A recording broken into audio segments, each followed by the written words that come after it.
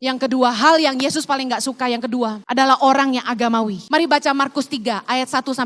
Sama-sama yuk. Yesus menyembuhkan orang pada hari Sabat. Ayat 1, kemudian Yesus masuk lagi ke rumah ibadat. Di situ ada seorang yang mati sebelah tangannya. Mereka mengamat-ngamati Yesus kalau ia menyembuhkan orang itu pada hari Sabat. Supaya mereka dapat mempersalahkan dia. Ayat 3, kata Yesus kepada orang yang mati sebelah tangannya itu, mari berdirilah di tengah. Ayat 4, kemudian katanya kepada mereka, manakah yang diperbolehkan pada hari Sabat? Berbuat baik atau berbuat jahat? Menyelamatkan nyawa orang atau membunuh orang? Tetapi mereka itu diam saja. Ayat kelima, ia berduka cita karena kedegilan mereka. Dan dengan marah ia memandang sekelilingnya kepada mereka, lalu ia berkata kepada orang itu, ulurkanlah tanganmu. Dan ia mengulurkannya, maka sembuhlah tangannya itu. Saudara, adat orang Yahudi tentang hari Sabat sangat kental. Itu kayak bener-bener fanatik abis, wajib, kudu, mesti, gak bisa enggak. Waktu saya punya kesempatan ke Israel, pas di hari Sabat, saya naik lift. Nah, saya kan belum pernah ke Israel sebelumnya, jadi nggak tahu kalau lift itu di hotel dibagi dua. Lift khusus turis yang tidak Yahudi, khusus lift satu lagi buat orang Yahudi. Nah, saya terjebak di lift orang Yahudi.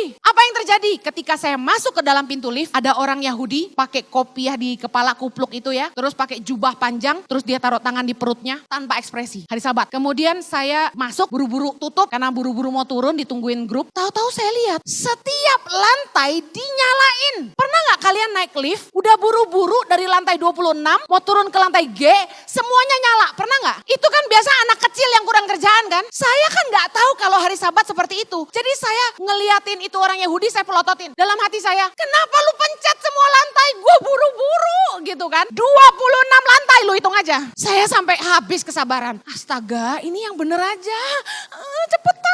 Saudara, segitunya orang Yahudi memperlakukan Sabat. Nah, kebayang Yesus ngelihat orang yang tangannya mati sebelah, dia nggak bisa diem aja. Dia pengen sembuhin. Tapi mereka justru ingin memerangkap Yesus. Kalau Yesus menyembuhkan orang itu, Yesus akan dihukum gitu sama mereka. Dan Yesus bilang gini soal aturan agama. Manakah yang paling penting ya? Manakah yang diperbolehkan pada hari Sabat? Berbuat baik atau berbuat jahat? Menyelamatkan nyawa orang atau membunuh orang? Dari jawaban Yesus ini, saya mempelajari hal ini. Bahwa aturan yang dibuat manusia membuat banyak orang Kristen itu jadi agamawi dan suka menghakimi. Aturan-aturan yang sebenarnya dibuat manusia. Saya nggak bilang bahwa gereja nggak boleh bikin aturan. Harus dong. Contoh, nggak boleh makan di dalam ruang ibadah. I agree. Nanti kotor, banyak semut dan siapa yang bersihin, dan kita kan mau ibadah bukan mau makan-makan. Which is masuk akal. Masih bisa diterima. Banyak aturan yang masih bisa diterima dan logik. Tapi beberapa aturan yang dibuat manusia, buat saya itu terlalu agamawi dan bikin orang itu jadi suka menghakimi. Contoh, dulu pelayanan itu harus pakai rok hitam panjang sama tak kaki, zaman saya. Jadi kita yang gak pernah punya rok panjang, jadi beli. Waktu saya mulai khotbah, saya ini kan rada tomboy, disuruh pakai rok kan keselipet gitu kan. Jadi saya pakai celana. Dan for the first time, mereka lihat ada pengkhotbah perempuan pakai celana. Saya mulai dihakimi dulu. Ibu Heni, biasanya pelayanan itu pakai rok. Saya bilang, ini panjang kok, gak pendek. Tapi maksudnya pakai celana itu masalah buat mereka. Come on. Kemudian melayani harus pakai jas. Untung di sini enggak, saya pakai jaket. Ke gereja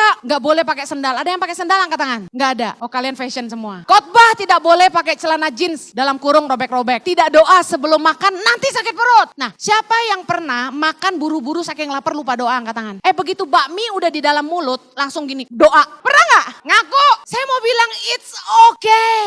Enggak usah agamawi. Pernah kita doa bareng. Mari kita berdoa makan.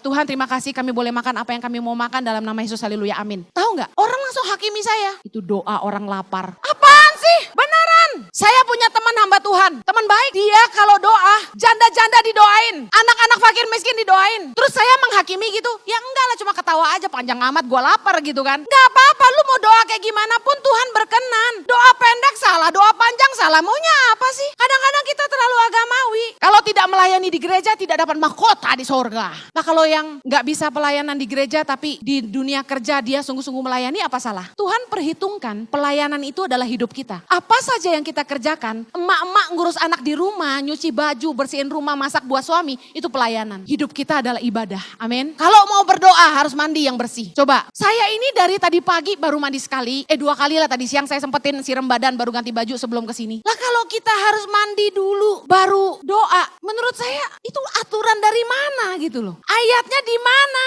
Beneran ada aliran yang begitu. Mesti kudu mandi bersih terus pakai baju putih mengasihi katanya. Aduh, sesat gerejanya. Kalau mau ikut Yesus harus begini, harus begitu. Tidak boleh nonton bioskop. Kampungan loh. Orang yang agamawi sering membuat aturan yang menyulitkan orang untuk datang kepada Tuhan. Roh agamawi membuat orang senang menghakimi daripada mengasihi. Padahal Yesus suruh kita mengasihi. Tapi roh agamawi cenderung bikin orang jadi menghakimi. Contoh ya, yang real-real di gereja. Begitu ada jemaat baru datang ke gereja pakai celana kependekan. Dia ceritanya malam minggu abis dugem lupa pulang. Jadi dia pakai baju yang ada ke gereja. Celananya segini nih. Gak usah ngebayangin saya ya. Terus jemaat karena gak terbiasa. Itu jemaat gue jamin 100%. Yang bapak-bapak bahagia, yang ibu-ibu marah.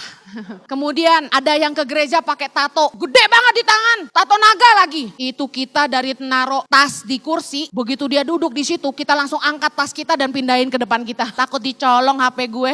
Kita tuh secara gak sadar, kita udah di brainwash. Kita selalu menilai orang yang datang ke gereja. Begitu dia pakai baju nerawang dikit, kita langsung gini. Ih, gak ada yang lebih sopan apa? Ada yang komen di Instagram saya bilang gini. Apa penghormatan kita kepada junjunan kita? Kalau ke gereja pakai celana bolong-bolong. Aduh, saya pikir ini pasti dari gereja yang agamawi abis nih. Dengar umat Tuhan. Gereja ini bukan tempat orang benar. Gereja ini tempat orang-orang yang butuh Tuhan. Lah kalau mereka masih mau datang ke gereja, lu mesti bersyukur. Jangan malah dihakimi. Harusnya mereka dikasihi. Everybody welcome. Masih bagus orang mau datang ke gereja cari Tuhan daripada mereka tidak mau dengar Tuhan sama sekali. Amen. Mari kita belajar. Kita tuh gak bisa mengasihi orang kalau kita gak berhenti menghakimi mereka. Amin. Catat baik-baik omongan Yesus. Menyelamatkan orang lebih penting dari aturan agamawi. Jangan menghalangi orang datang kepada Tuhan dengan semua aturan kita. Mari lihat cara Yesus. Kita jangan sok lebih hebat dari Yesus. Kita belajar sama Yesus. Lukas 19 ayat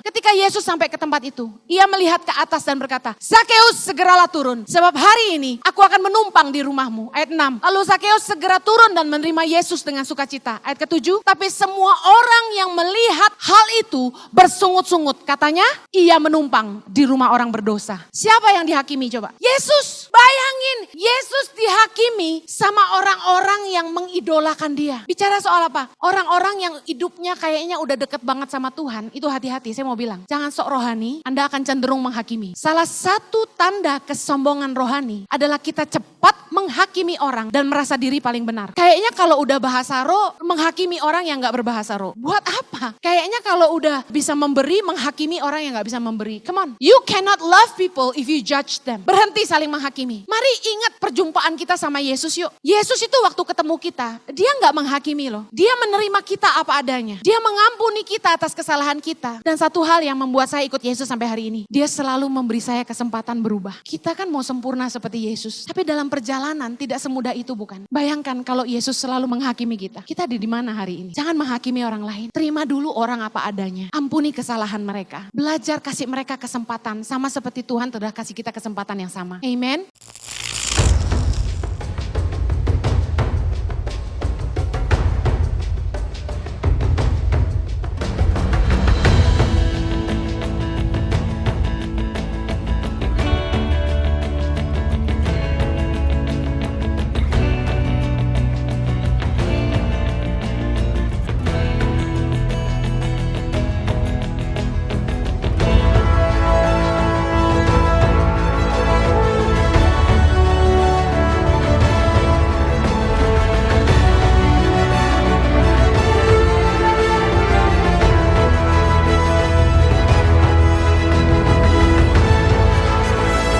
Suka duka, perjuangan guru tangan pengharapan dalam membangun pendidikan di pedalaman Indonesia.